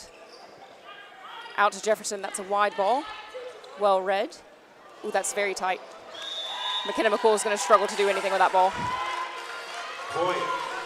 Palatinates. Yeah, you know, unfortunate there, a little bit of a misconnection. Malory's going to take the time to slow this one down. Yeah, it's only 1 or 2 degrees of separation right now. Yep. Like, I feel like Malory are playing a lot better this set. Absolutely. It's the aggression for me. They look more loose almost. Yeah, they do. I mean, it's one of those things, like I was saying at the beginning of the set, you have to play like you have nothing to lose because you don't, you know? Like, everyone expects Durham to win this game 3-0, and you need to go into the match thinking that and say, we have nothing on the line here. We need to play all that we can, you know? Leave nothing on the table. That's what I think, the mindset that you should have going into this kind of match, you know? Yep, exactly what we want to see from these ladies. And, I mean, they have done a good job of putting on more service pressure as well in absolutely. this set. There's been, you know, a number of overpasses from the Durham side. So, but Durham still looking comfortable on the offense. Yeah, I mean, they're in control. And I think that just kind of speaks to their well-rounded attack, defense. I mean, they have a very, very complete team, you know? Very well put. Complete team indeed. Thomas again to serve.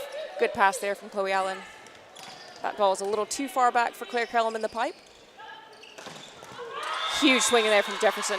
Yeah, I mean, this setter swap always speeds up the offense, and I think it's great for this team. I think the blocks is always late when they run together, especially with Hayes and Jefferson. I mean, then they're on the same page. I don't know if they ran the same speed in college or something back in America, but they are very connected on that fastball. Good coverage from Chloe Thomas there, and a great dig from Kellum in return. McKenna McCool block out. Great swing. Lot more of that, you know. She lets the ball pass her shoulder and then finds the outside of the arm there. I think something like that needs to be done a lot more on this Malory side. Obviously, kind of outmatched size-wise. You need to find those like kind of different angles. Big serve there. Raylene Jones from the opposite setters out, no lib on the court. Hayes goes to the middle. Good dig. What a push. Huge from Feller. Out of system, out to Jefferson again. Tipped it. Huge pickup. Kellum to Allen. goes a little too short on that ball. Yeah, I like the idea. You know, you're trying to get a movement in the front, but just need to put a little more fettuccine on that and find some court.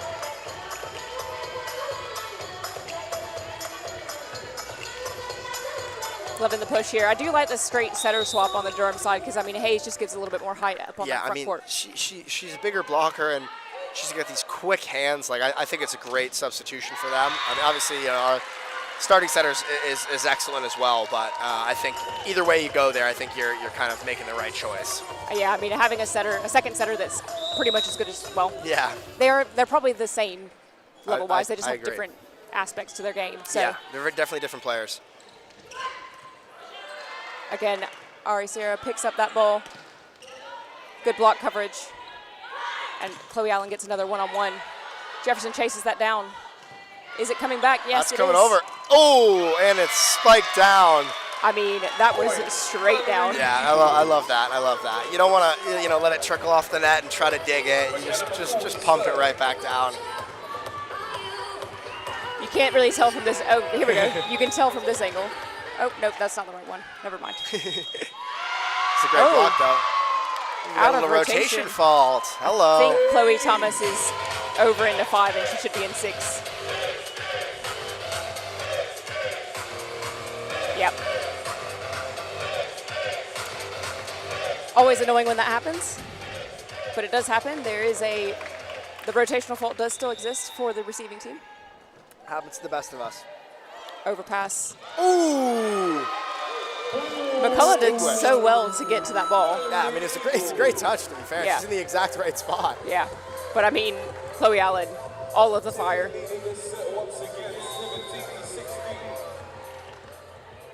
McCool serves again. Great pass from Jefferson. Raylene Jones goes block out, smart play. Yeah, it's a good wipe. We're going to see another serving sub here. It's a huge asset to have, you know, a middle that can swing through. The opposite, you know, gives your offense so many more options.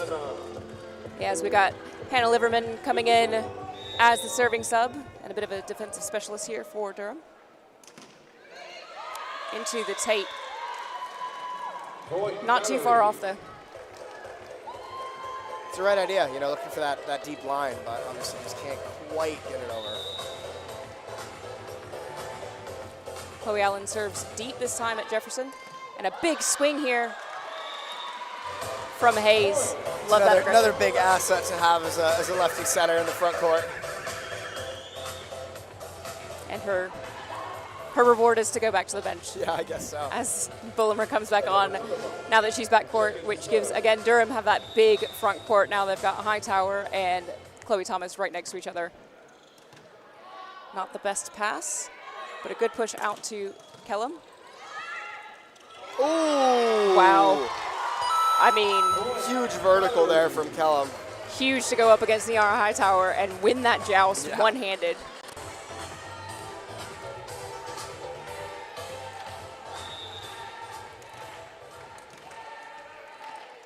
Jaden Scott as Malory have a 1-point advantage right now. Quick pass, and Chloe Thomas over the top of that block. Yeah, I mean, I've got nothing to say because there's really nothing you can do, you know? I mean, your block's somewhat well-formed, your defense is ready to play, and I mean, she just picks the open spot and just drives it home.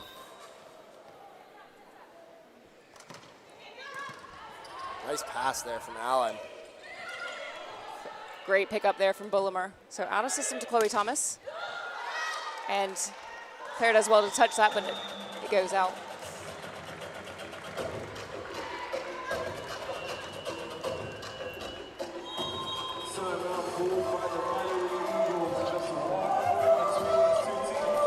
Second timeout here for Malory Eagles in this set, as Durham are the first to hit that 20-point mark. Mentally so tough. Are there any changes or tweaks they can do we think, to close things out and take a set off of Durham? I don't know. I mean, it's not that this Malory side is not playing well, you know? It's just that I think Durham is kind of just playing, I wouldn't necessarily say better. It's been a very even set. It's just they're hanging with them. I think if you're Malory, if you have someone you think on the bench that can give you kind of a spark and get you a run, if that's a serving sub, then that's what you have to do. But if you don't, then you have to let this group run. Yeah, I'm curious if on the next rotation that they'll have Nebrega come in for the backcourt for Kellum. Really white. smart. That's such a tight ball. There's only one thing she can do with it.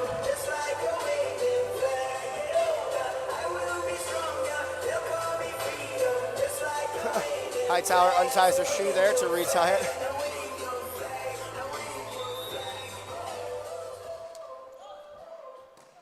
Feller serves. Good pass from there from McCullough. And Kellum almost there on that block. Eagles point. You can see her. She felt like she was almost there. She was feeling it. Correction, Durham Palatinates point. So reversal of that serving substitution that we had for Raylene Jones as Liberman comes off. Hightower back to serve.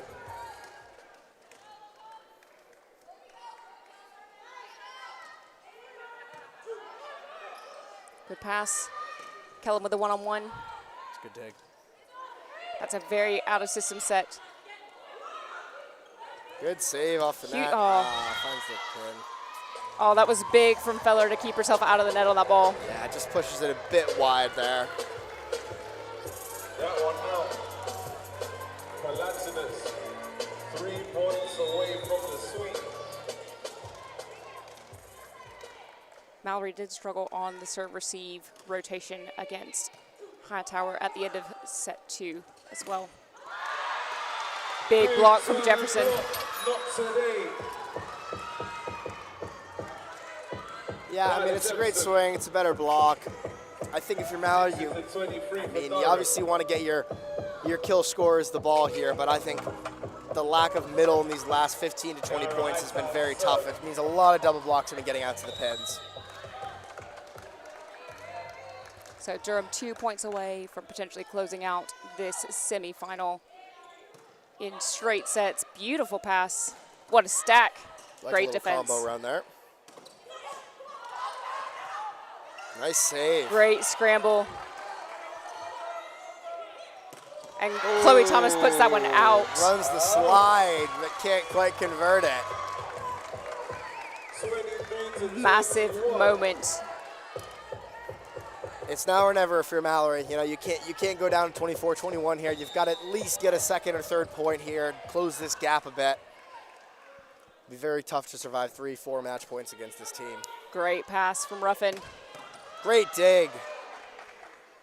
Oh, and they're going to call over violation on the Palatinates. I totally agree, honestly. I think that was very much on the side. I don't think that was in the plane at all. Nope, I think that was just going to fall just inside the net. Yeah. Raylene Jones just a little overexcited there. It's really hard to have that restraint, though. Yeah, oh no, absolutely. I would have pumped it as well and gotten called and probably yelled at the ref. So that's honestly, she did better than I. Oh, what McCullough a save. keeps that play. What a touch by Jefferson. Big To middle. the middle. Ooh, interesting pick up there. No approach off the hands. It's saved. Another free ball back to Hell, Durham. high free ball. I like it. Giving her teammates time to get back into position. Oh, tough dig error there. Unfortunate there. I mean, when you're ready for the full power of Chloe Thomas to swing cross court, you're not really expecting the change up. I understand that. I do think, though, Chloe Allen a bit early on that block jump. Yeah, oh, for sure, I mean, Chloe Thomas, her vertical is ridiculous. You've got to wait longer. You're never going to get up as high as her. I know. It's tough, too, because you want to time it. If they're running the fast tempo and you're late, you know, you're leaving your back row to dry. So it's very difficult to time, especially with a big hitter like that. Back Good to the swing. captain. Great dig there from Durham. Out to Jefferson. Blocked. Nice touch on the coverage from McCullough. Malory but stays not kept alive. up. Excellent block there. Pressed back inside. Eagles survive. Set point saved, and we're going to have a serving substitution as Sophie Shishko makes her way back on court for Oyorodi. I think she had a service error in the last set when she came on, so It's a big moment. it is a very big moment. Match point. That one's in. Great pass from McCullough. Raylene Jones It's a good touch. is going to be chased down. McKenna McCool puts over a free ball. Good free ball take out to 10. Raylene Jones again. Good What dig. a dig. Oh, and it finds the antenna. Very unfortunate because that was a great dig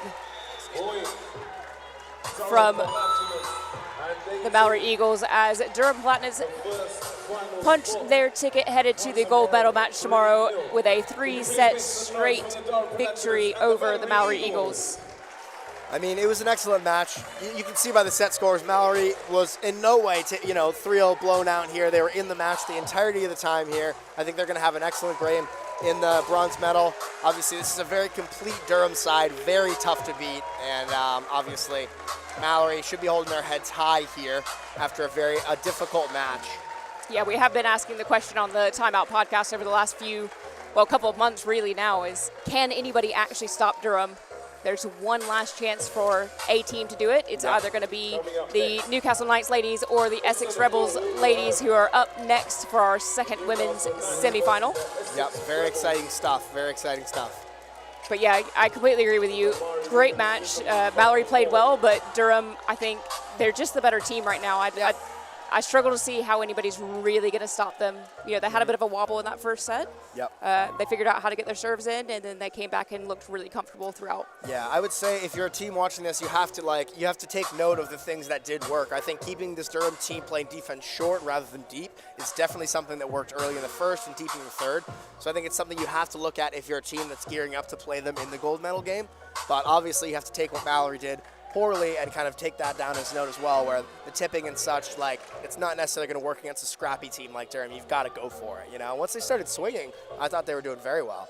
Yeah, completely agree with that. So in just a moment's time, we're going to have Michael Hansen-Morris down on court to interview our match MVP, and then we'll be back up here to close things out ahead of the next women's semifinal. Welcome to courtside. We have our game MVP with 22 points, 17 kills, 4 blocks. Chloe, before we go too far, let's talk about set one. It was a bit of a slow start. You had back-to-back blocks against Chloe Allen. Ali Ruffin goes flying over the LED boards to make a save. How important was getting back into set one and winning it to set you up to win this match? We always just want to start off strong, start, middle, finish. It's important to have all three. Yes, we were a little rocky in the beginning, just getting used to the gym, the ball, everything. So that save literally changed the whole chemistry of the game. We knew that effort was going to win us that set.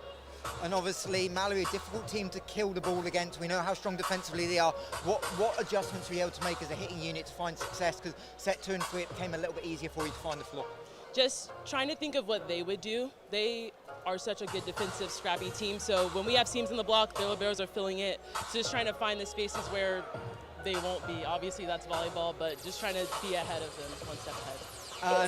We need to talk about Raylene Jones in the middle a little bit. Obviously, having to fill in late in the season, yes. The kill to win the match. Just talk about how impressed if she's been to you and the team, stepping in, and obviously Mariana Payne, who didn't get to play today, but obviously through the end of the season as well. Yes, that's one of the best things about this team. Everybody's ready to step in everywhere, make sacrifices anytime that's needed. Ray, she's a superstar. I cannot believe she stepped into a position she doesn't know and is literally killing it. You could not tell that she was in the middle before she stepped in for us, so it's great, yeah. And felt like a little bit muted celebrations at the end, probably because you know the job's not done. Talk about now the mindset to refocus going into this gold medal game. Yeah, we're just going to scout a little bit, make sure we rest, fuel, hydrate, all that good stuff, and ultimately just be us, but just, make sure we're focused on our next match, whether it be Essex or Newcastle. We'd love to have either of them. Well, Chloe, thank you for your time and congratulations. Thank you so much. Up to you, Jess and Neil. And you heard it there from Chloe Thomas, our match MVP. Like Michael Hansen-Morris said, 22 points for her to close things out. She did mention the effective defensive prowess of the Malory Eagles, but we will see them tomorrow in the gold medal match against somebody. Yeah, very exciting stuff. It's going to be an excellent day of matches tomorrow, as well as today. We've got a couple other heaters lined up for you guys. Next up, Newcastle Knights playing the Essex Rebels on the women's side will be an absolute classic, and cannot wait for it. It's been an excellent match here so far. Yes, great way to start out the day. We will have Essex Rebels women versus Newcastle women here up next, with first serve happening at 12:30. We will be live about half an hour before then to talk you through, 20 minutes before then. So do keep an eye out on the Volleyball England YouTube channel will be live here shortly. Thank you so much, Neil, Rhea. And if you do want to come down, you can still get tickets for the 3 matches that are still going on today, or there's 4 matches again tomorrow. So do come down to Crystal Palace. You can get the tickets on that QR code that you can see on your screen right now. Thank you so much, Neil. Appreciate you coming to commentate with me. I had a blast. Always. Such a pleasure commentating with you, Jess. An excellent match, and thank you guys so much for tuning in. Please stay tuned in. It's going to be a full weekend of great volleyball. Thank you guys so much. We'll see you out there. And on behalf of your commentary team, Michael Hansen-Morris, Neil Rhea, and Jess Smith, thank you so much. See you soon.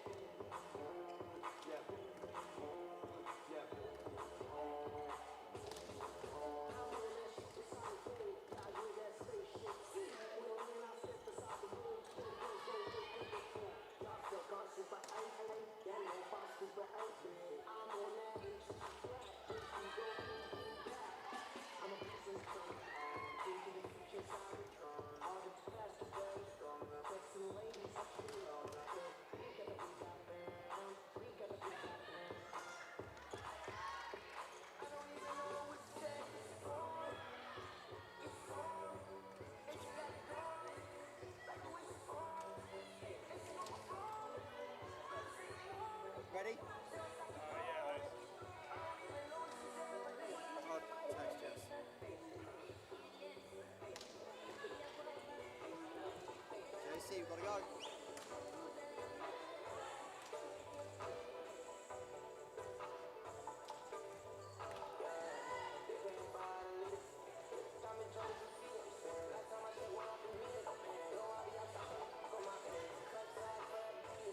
Just got it. Yeah, I've just got it. Yeah. Let's run intro. We've got to go.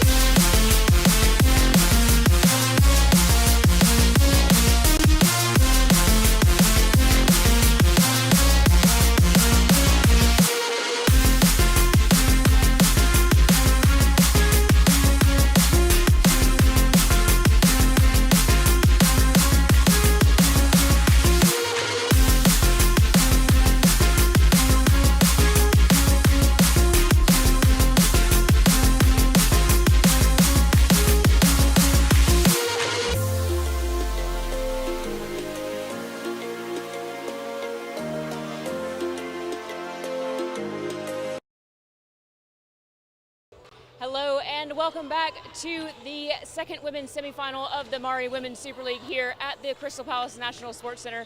I'm joined by James Ledbury. Welcome to the stream. Love it. Thanks for having me. Looking forward to it. Should be a good one. Yeah, massive match between these two. So second and third seed going into this Final Four weekend. What are you looking out for most between these two teams? I think this game is ultimately going to come down to the serve-receive battle. I think both teams are, on paper, are good servers. I think it's going to be interesting who goes after who. I think there's kind of an idea on the Newcastle side that they're going to go after number 8, Elena. So, and yeah, just hopefully Essex can follow up and put Newcastle under a bit of pressure as well. Yeah, they're just going to take team photos now, so we're going to head over towards the court so we can start talking to the coaches. But we saw Newcastle have claimed victory in both of their in-season matches between these two sides. Do we think that they have the upper hand going into this, or does Rebels' experience of being here and making it to the finals last year give them an advantage at Crystal Palace? I think in terms of a psychological advantage, Newcastle have that. Winning 2 games in season is obviously extra important. In terms of the experience that obviously plays into it, Newcastle have never been to Crystal Palace before. You know, luckily the sun isn't out today, so there's none of that interfering as of yet. So yeah, both sides are super important. Hopefully the girls come out confident, and yeah, looking forward to it. Yeah, definitely. So we're just going to see Essex Rebels go and take their team photo ahead of the toss happening. I think it's you mentioned the service reception game here and having a lot of service pressure. We've seen some good service runs from this Essex Rebels squad, especially the middles. They've all been quite prolific this season. Do you think that being in this venue that has quite high ceilings, probably more so than any other venue, is going to be a challenge for Newcastle? Yeah, it's different. There's obviously the pressure that comes with it as well. There's a few people, the crowd's starting to build. I think Newcastle have struggled with the serve-receive side all season. They know that's a problem though. They've been working on it for kind of the last month or so in preparation for this.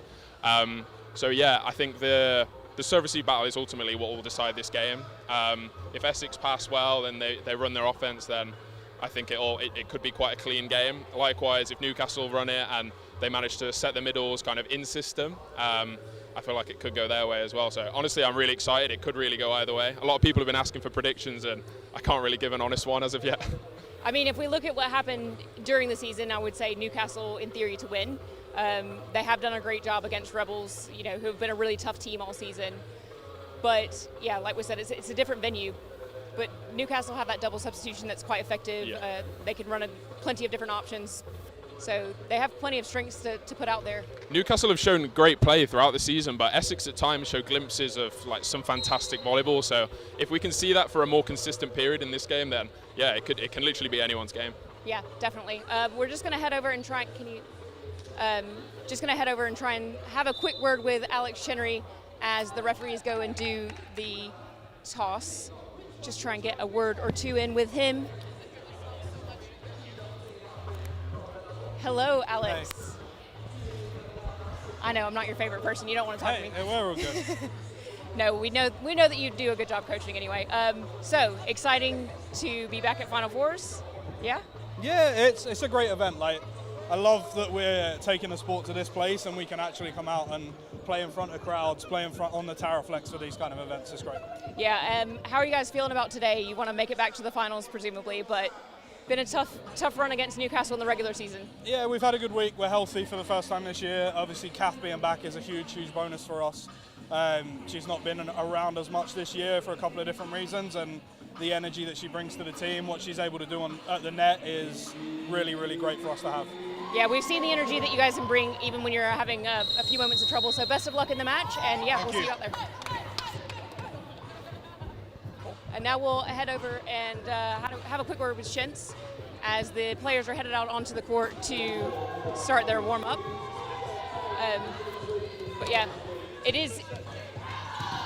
Chenners makes a good point there. Great to have Kath Tully back in the squad. She's been out and struggling a bit this season, so that'll be a big difference for them. Yeah, she's got great experience. I don't know how long she's been at Essex. I feel like she's been there forever. So yeah, it's great personality to have around the team as well. Like, she's kind of done everything with them. So yeah, like, as Chinna says, it'd be great to have her back. Yeah, definitely. So, you know, Newcastle have loads of options. The Essex Rebels are already getting loud. So you want to have a quick word with Shentz and see what's what. Hello, James. How are you today? Perfect, thank you. Thanks for taking the time to speak to me, Sam. Yeah, just quick one. How do you think the girls have progressed across the season? Obviously, starting off the season with a tough loss to Malory and now ended up in Final Four. How do you think they've progressed? Yeah, that third set versus Malory was 25-9, which was a nice welcome to the league moment if you watch the NBA.